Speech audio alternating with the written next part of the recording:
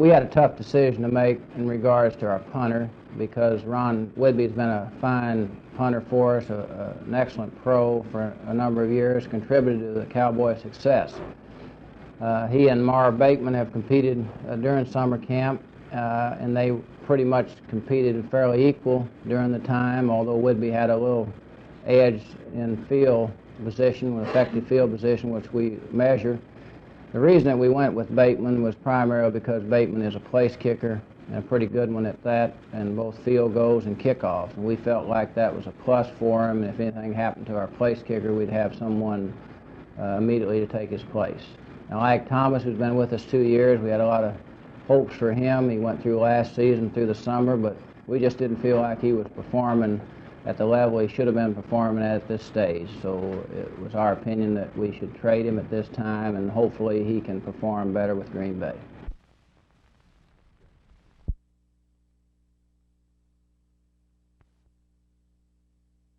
Barring injuries, the TCU Frogs for 1972 could have a very tough football team. Their defense will be better, and Coach Billy Tohill talks about their offense. Sure, I think our offensive football team, we have 8 starters returning in our offense. Our offensive line is going to be strong. They're big, and we have some ability in our offensive line. They're all seniors, from our weak tackle to the other tackle, and possibly to the tight end position. I think that probably, speaking of the tight end, we probably have more depth at tight end than we have any other position on our football team. Our offensive backs, we don't have quite as much outside speed as we would like to have. We have better than average size. All of our kids weigh over 200 as far as our backfield running backs are concerned. And Mike Luttrell, one of our running backs, has great balance. He has a lot of power, and he's a sophomore. He's a big kid, 6'1½", 205, and I think he's going to be a real fine football player for us. Our fullback, Ronnie Webb, is a sophomore. He's never played a snap, but I think Ronnie's going to be adequate at fullback for us. Billy Sadler, our right halfback, you might say is a veteran in our backfield, and he has weight on his shoulders. He played for us last year as a starter. Billy has an awful lot of ability. He's a strong kid. He's got good hands, and anytime we go into the pro set, he'll be the right halfback for us that'll be in the pro set. But Kent Marshall, our quarterback, I think Kent is going to be a real fine quarterback for us. He throws well enough to beat you if you don't respect him, and he can run well enough to beat you too. Now let's talk with quarterback Kent Marshall and some of the other purple and white Warriors. Well, to win them all. I think everybody's looking forward to seasons where we all try our best, and right now I think we're just trying to get our execution down. I know that the offensive, speaking for myself, an offensive back, we're working to get our timing and execution down, because that's an important part in the wishbone. Lyle, what kind of a defense are you going to have this year? I think we're going to have a real fine defense this year. We've got 8 returning starters from last year, and looks like we're shaping up into a real fine defense. I have a lot of assignments, there's lots of calls to make and a lot of things to learn. They say you're supposed to be big, dumb offensive linemen. Well, nowadays I don't think that's true. I played tight end last year, and there was a lot of calls, and a lot of responsibility, but not as much as inside. I guess we have at least 5 or 6 different calls. I like to think I run the daylight. I don't really go up the line of scrimmage looking for a hole to be there. If it's not there, I'm not going to run into somebody head on unless I just can't stop. Frogs have until September 23rd to get ready. That's their opener with Indiana. And as I said before, barring any injuries, they could be a tough football team this fall. For Channel 8 Sports, this is Jerry Haynes.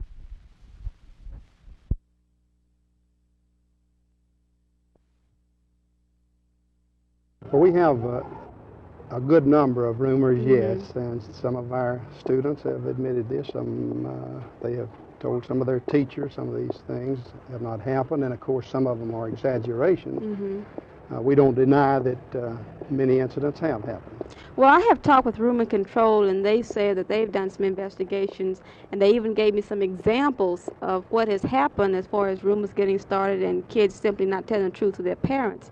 Well, we've had several incidents of this kind where students have admitted some things were not true. –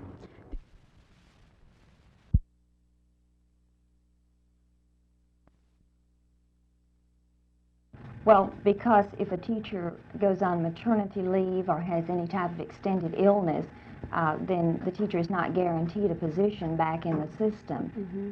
And we feel that they should be guaranteed a position back in the system.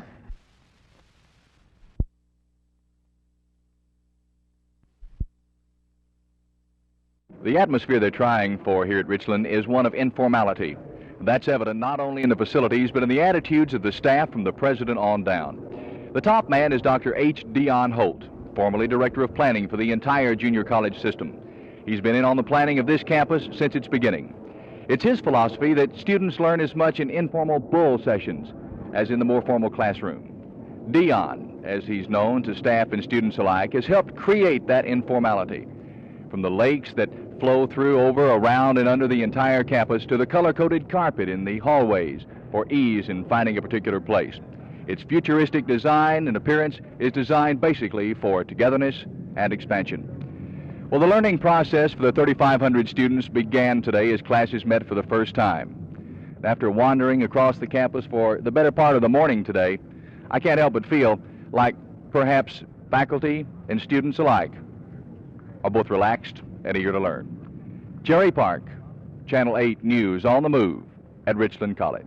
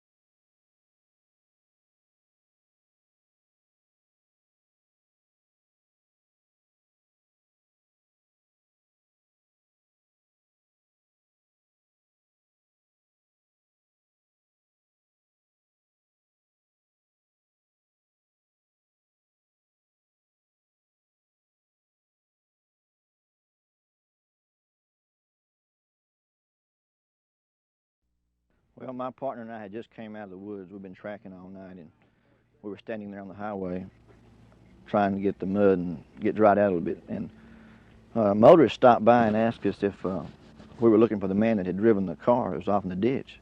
And we acknowledged, and he said, well, he's hiding down there behind a bush behind the bridge. So we went that way, and we saw him coming up behind the bushes up toward the road, probably to try to catch a ride. And we stopped him and asked him what he was doing, and he told us he was just walking around. He was lost, and he was from Oklahoma, and he had a roundabout story. He didn't have any good answers. He was all scratched up, cut up, wet, muddy, tired, and scared. Did he offer you any resistance at all? No, not at all.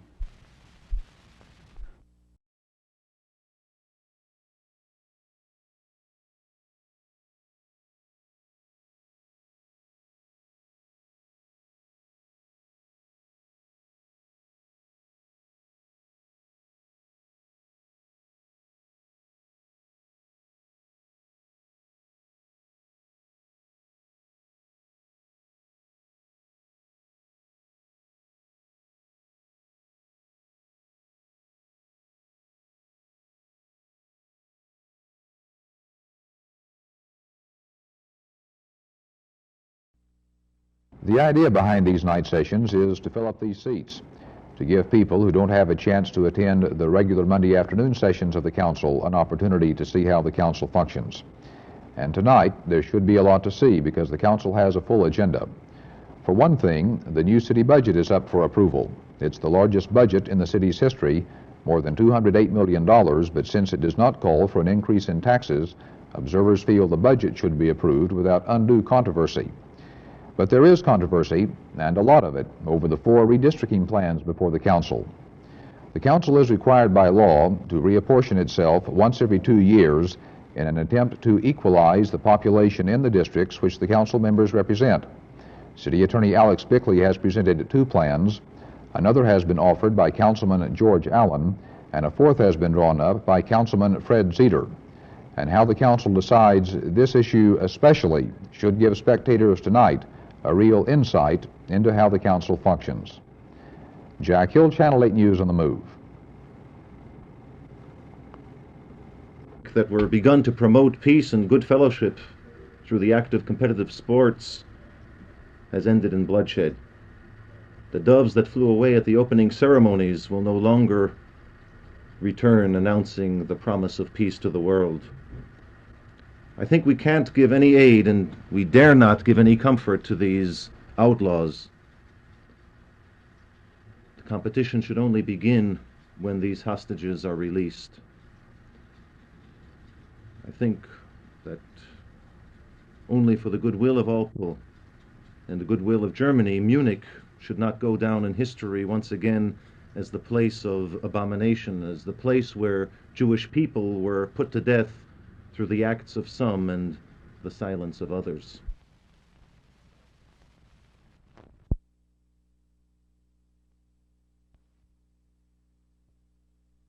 I'm not objective. I believe that people deserve a public government. I believe that it's rotten for a banker to engage in inside dealings and jeopardize the money that you and I put in his bank. I think being victimized by a select few is terrible. So I felt this way before I even knew anything about Texas politics. I carry these attitudes down here with me, and I make that clear. So in those respects, I'm not objective at all.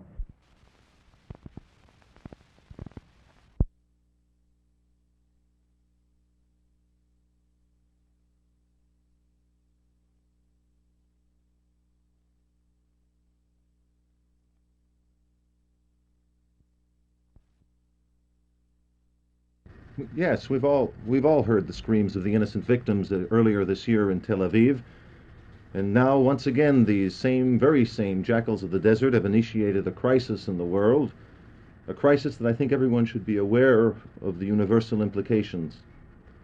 The world today stands aghast and morally outraged, and really it's hard to believe that once again we're being blackmailed by these outlaws.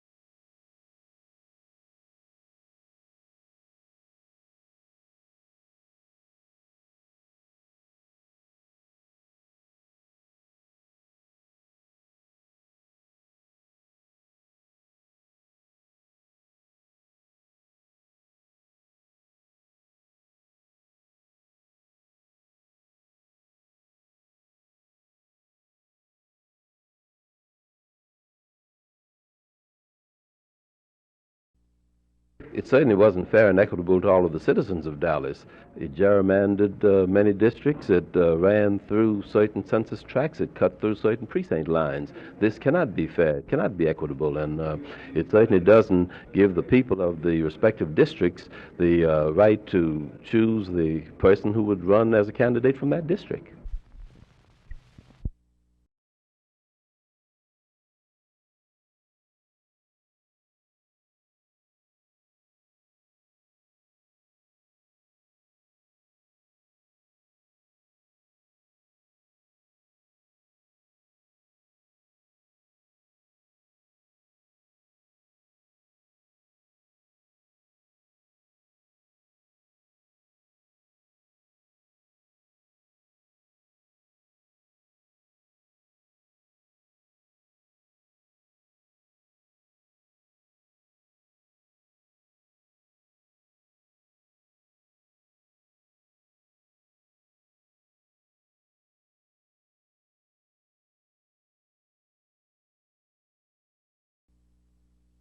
The police administrators today are looking for a person with a little more sophistication, someone who is more able to reason rather than use brute force.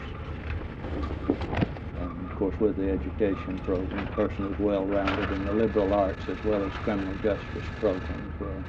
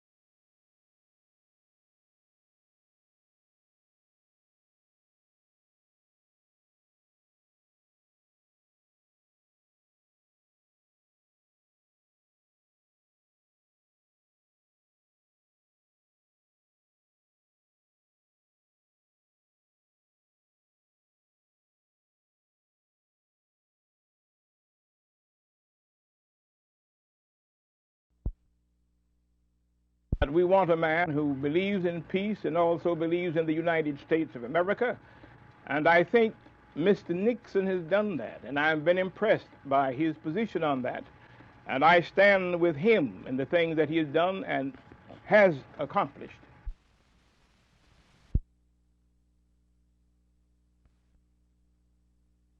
That we have failed in helping to bring the third world and the countries of that world to a place of self-development, that the disparity between the haves and the have-nots grows.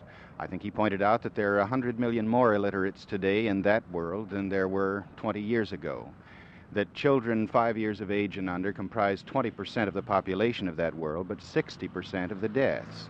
Now, as long as this kind of thing continues, as long as there are some 700 million illiterates, as long as there are 390 million persons who are on the verge of starvation in our world, as long as there are almost 1.5 billion who are suffering from undernourishment, we cannot hope to have peace or justice on a worldwide basis.